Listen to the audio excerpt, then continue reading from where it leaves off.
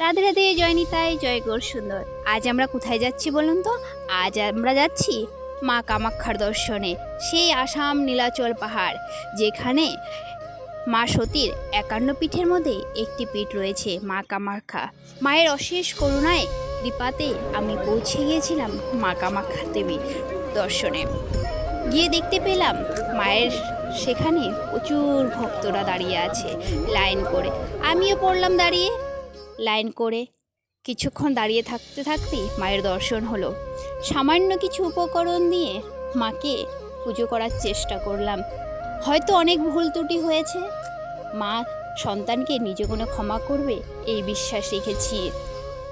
কিছুক্ষণ পর দেখতে পেলাম মায়ের ওখানে যজ্ঞ হচ্ছিল।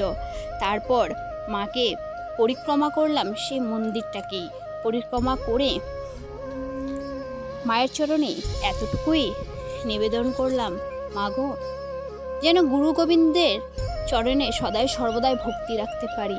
আমাকে ভক্তি প্রদান করো, শক্তি দান করো, যেন সমস্ত অশুভ শক্তির সাথে লড়াই করতে পারি। মা, তুমি তো করুণাময়ী মা।